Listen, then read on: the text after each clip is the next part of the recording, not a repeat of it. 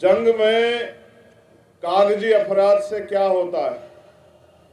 जंग में कागजी अपराध से क्या होता है? हिम्मतें लड़ती हैं, तादाद से क्या होता है?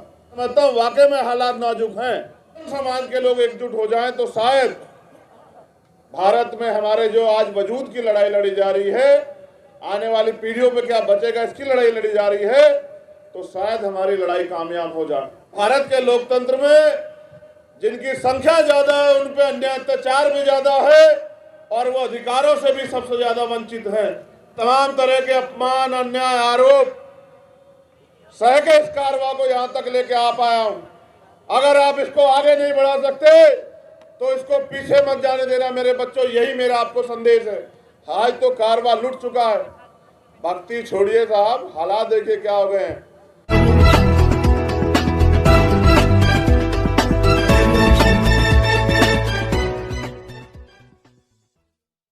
जंग में कागजी अपराध से क्या होता है? जंग में कागजी अपराध से क्या होता है? हिम्मतें लड़ती हैं, तादाद से क्या होता है? क्या फर्क पड़ता है कि हम यहाँ किस संख्या में हैं, लेकिन जितने भी हैं इतने लोग तो तैयार हैं इस आंदोलन को चलाने के लिए। इतने लोग तो तैयार हैं 2 दिन से महापुरुषों के मिशन पे काम करने के लिए। ये बहुत, जब एक एक महापुरुष संकल्प करके इतने बड़े बड़े काम करके गए, जब इतने सारे लोग जो यहाँ उपस्थित हैं और उनके परिवार के लोग, उनको सुनने वाले, उनको चाहने वाले, मानने वाले लोग धीरे धीरे काम करते रहेंगे, तो मुझे लगता है एक दिन हमारा आंदोलन सफल हो जाएगा। मैं बड़ा उम्मीद वाला व्यक्ति हूं, ना उम्मीद नहीं होता, क्योंकि हमारे जितने पिछला अनुभव सब कहता है, जब आप महापुरुषों को पढ़ते हैं तो वो कहता है कि आंदोलन चलाना जरूरी है, क्योंकि देश तो आजाद 1947 में हुआ, लेकिन हमें अधिकार मिले 1950 में। तो 1950 के बाद जो आगे अधिकार मिले संविधान में तो लागू थे, लेकिन प्रैक्टिकली लागू नहीं हुए, वो सब आंदोलन से मिले। इसलिए आंदोलन चलाना चाहिए, और आंदोलन क्यों चलाना चाहिए, इसके लिए समाज को तैयार करना चाहिए, समाज को समझाना चाहिए। क्योंकि परंपरा है महापुरुषों को याद करने की। तो आज के इस मंच से मैं फूले, साहू अम्बेडकर, पेरियार, मान्यवर काशीराम, महामना रामसु वर्मा, बाबू जगदेव प्रसाद, जननायक कपूरी ठाकुर, माँ सावित्रीबाई फूले, माँ रमाबाई, सबको नमन करता हूं। क्योंकि जैसे जैसे मौसम और ठंडा होगा, ठंड बढ़ती जाएगी, और जब ठंड बढ़ेगी तो हमारे लोगों को सबसे पहले, क्योंकि अभाव में रह गए लोग, सताए गए लोग, लोकतंत्र में आस्था रखने वाले लोग, उम्मीद वाले लोग, उनके ऊपर परिवार की जिम्मेदारी, वो घर के बारे में भी सोचेंगे। तो मुझे लगता है 1-1.5 घंटे, 2 घंटे के भाषण से कुछ नहीं होने वाला। चंद मिनटों में जो मुद्दे हैं, मैं पूरी जिम्मेदारी से इन सभी मुद्दों का समर्थन करता हूं। इन सभी मुद्दों पे हमारा समर्थन है, और जब भी इस मुद्दों को लेकर कोई भी कार्यक्रम होगा, हम अग्रणी श्रेणी में रहेंगे, चाहे आंदोलन हो या कार्यक्रम हो। जब भी हमें याद किया जाएगा, हम सबसे आगे रहेंगे। पिछले 2 दिनों में मुझे बताने में कोई हर्ज नहीं है, क्योंकि 6 दिसंबर को पूरे भारत में अपने अपने घरों पे तमाम संगठन, पार्टी चलाने वाले लोग अपने अपने मुख्यालयों पे कार्यक्रम करते हैं, इसलिए 6 तारीख में ज़्यादा लोग नहीं जुटे। और 7 तारीख में आज दिल्ली में हमारे जो लोग हैं, क्योंकि उन्होंने नगर पालिका का, नगर निगम का चुनाव लड़ा है, वो सब लोग गिनती में बिजी हैं। वो सब लोग आज अपने संघर्ष की जो है समाज ने जो उनको दिया है उसके ऊपर निर्भर हैं। इस वजह से ज़्यादा योगदान हम लोग इस प्रोग्राम में नहीं कर पाए। लेकिन मैं आयोजक साथियों से भी कहूँगा, पुनः जब वो कोई कार्यक्रम करे, हौसला ना त्यागे, एक बार चर्चा विचार करके करें। तो मैं पूरी जिम्मेदारी से कहता हूँ कि समाज बहुत बलवान है, समाज बहुत ऊर्जावान है। एक नहीं, हजारों ऐसे उदाहरण, चाहे 2 अप्रैल का हो, चाहे यहीं का जब दिल्ली में रविदास गुरुकुल टूटा, तमाम उदाहरण हैं कि हमने बहुजन समाज के लोगों ने अपने झंडे और झंडे का सम्मान रखा, अपने आयोजकों का भी सम्मान रखा। पुनः सभी वक्तागणों के जो संदेश और संदेश दोनों पे अपनी बात को आगे बढ़ाते हुए मैं समझता हूँ वाकई में हालात नाजुक हैं और इन हालात नाजुक में हमें एकता के अलावा कोई चारा दिखाई नहीं देता। अल्पजन बन के एक जाति के साथ खड़े रह के शायद हम कामयाब ना हो पाए, लेकिन अगर हम महापुरुषों के संदेश को समझें और पुनः बहुजन समाज के लोग एकजुट हो जाएं तो शायद भारत में हमारे जो आज वजूद की लड़ाई लड़ी जा रही है, आने वाली पीढ़ियों पे क्या बचेगा इसकी लड़ाई लड़ी जा रही है, तो शायद हमारी लड़ाई कामयाब हो जाए। मैं तो आंदोलन चलाने वाले सभी साथियों में उम्र में सबसे छोटा हूं, लेकिन मेरा प्रयास रहता है कि मैं कभी भी अपने कार्य से निराश ना करूं। मैंने तो सीखा ये है और यही सिखाया है कि जब भी जहां भी जरूरत पड़े तन मन धन से तैयार रहना, अपने लोगों को निराश मत करना। और मैं अभी भी इस प्रयास में लगा हुआ हूं कि राष्ट्रीय स्तर पे बहुजन समाज के लोगों में एकता बने, और मुझे लगता है कि ये प्रयास भी आने वाले समय में सफल होंगे।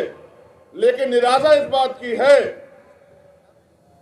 कि भारत में महापुरुष भी बताएं, संविधान भी कहता है कि लोकतंत्र है, लोकतंत्र में जिनका वोट होता है उनका राज होता है, लेकिन भारत के लोकतंत्र में जिनकी संख्या ज्यादा है उन पे अन्याय अत्याचार भी ज्यादा है और वो अधिकारों से भी सबसे ज्यादा वंचित हैं।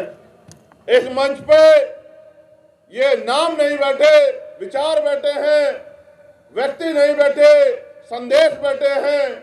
मैं इस मंच का पुनः सम्मान करता हूं, क्योंकि हम उम्मीद को रखने वाले लोग हैं, हमारे कंधों पे बड़ी जिम्मेदारी है। तो मैं आपसे ये अनुरोध करता हूं कि अपनी एकता को बना के रखिए। हम सब लोग, जैसा हमारे जिम्मेदार साथी ने कहा कि पूरा आंदोलन बैकवर्ड और फॉरवर्डों के बीच है और आंदोलन अधिकारों का है, ना धर्म का है ना जात का, हिस्सेदारी का। मैं इस बात को और ताकतवर तरीके से संबद्ध करता हूं कि आज के दलित और आदिवासी भी इस देश में पहले से अगर ज्योतिबा फूले को पढ़े, आधुनिक भारत में जो महापुरुष हुए हैं, या डॉक्टर बाबा साहब अम्बेडकर को पढ़े, तो उनके आंदोलन हमें शिक्षा देते हैं कि हम अतिशूद्र और शूद्र थे, हम अछूत और अतिशूद्र थे, यानी कि हम सारे ही बैकवर्ड क्लास के लोग हैं, चाहे दलित हो, आदिवासी हो, या पिछड़े वर्ग के लोग हों या माइनॉरिटी के लोग हों। तो मैं इस बात को और ताकतवर बल देता हूं कि ये पूरा आंदोलन अगड़े और पिछड़ों का आंदोलन है, और जब पिछड़े वर्ग के लोग अधिकारों के लिए लड़ने का काम करेंगे तो डंडे और झंडे के साथ हम इस आंदोलन को सींचने का काम करेंगे, क्योंकि आने वाले नस्लों को जवाब देना है। लड़ाई आपकी मेरी नहीं है, हम तो जागरूक सजग लोग हैं। आने वाली पीढ़ियों के हिस्से में क्या बचेगा? महापुरुषों ने संघर्ष से पेड़ लगाए और उसके फल हम लोग खा रहे हैं। आज अगर प्राइमरी स्कूल के हेडमास्टर का बेटा यहाँ खड़ा होकर बोलता है तो ये महापुरुषों के संघर्ष, बलिदान, त्याग के जो कारण जो हमें फल मिले हैं, जो अधिकार मिले हैं संविधान में, ये उनकी देन है। अगर वास्तविकता में ये अधिकार चले गए तो शायद कभी किसी हेडमास्टर छोड़िए IAS IPS का बेटा भी यहाँ खड़ा होकर नहीं बोल पाएगा। मैंने बड़ी मजबूती से महसूस किया और मुझे हमेशा साथियों ने प्रेरित किया कि पढ़िए, क्योंकि मेरी उम्र कम है तो मैं ये तो नहीं कह सकता मैं 30 साल से आंदोलन चला रहा हूँ या 40 साल से आंदोलन चला रहा हूँ या 20 साल से आंदोलन चला रहा हूँ। मैंने तो जो कुछ भी सीखा इस मंच पे बैठे हुए लोगों से या महापुरुष जो लिख के गए उससे सीखा। मुझे आज भी याद है जब मैं पढ़ता हूँ बाबा साहब अम्बेडकर के 1956 के स्टेटमेंट को, जो किताबों में लिखा हुआ है आगरा का, कि मैं तमाम तरह के अपमान, अन्याय, आरोप सह के इस कारवां को यहां तक लेके आ पाया हूं। अगर आप इसको आगे नहीं बढ़ा सकते तो इसको पीछे मत जाने देना मेरे बच्चों, यही मेरा आपको संदेश है।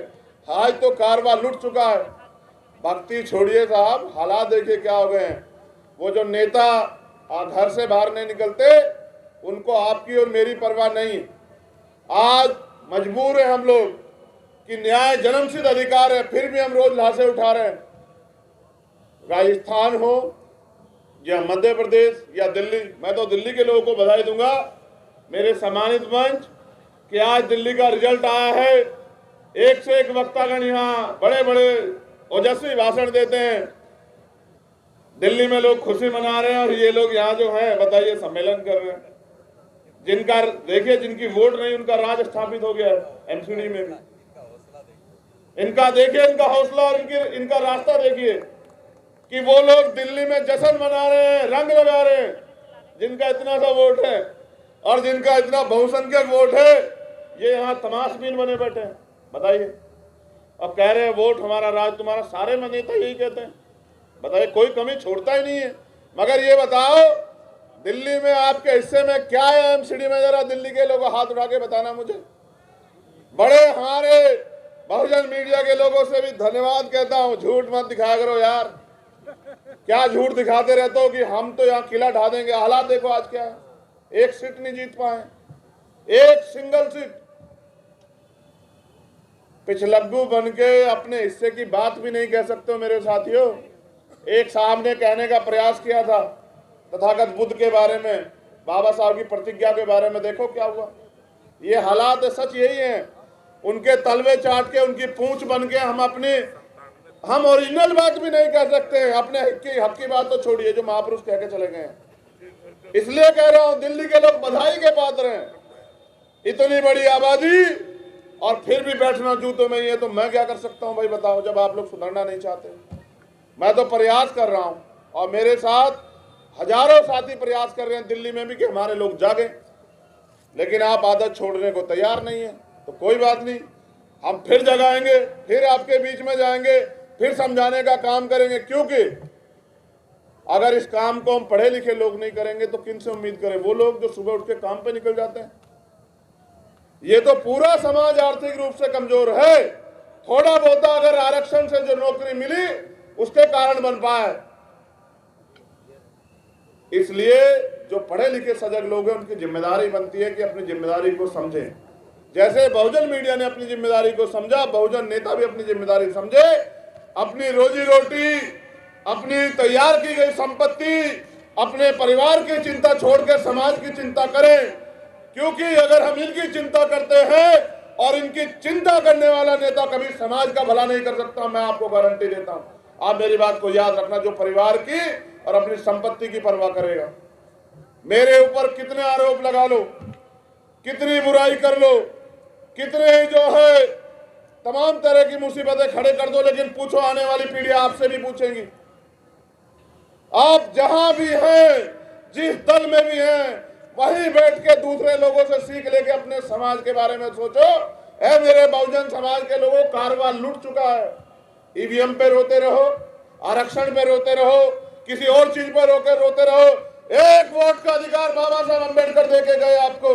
किस वोट से इस देश में आपका राज आएगा, और इस उम्मीद के साथ चले गए कि आने वाली पीढ़ियां समझेगी। कहा 10 डॉक्टर, 10 इंजीनियर, 10 वकील जिस समाज में तैयार हो जाएंगे, उनको कोई नहीं रोक सकता। बताओ रुके नहीं रुके?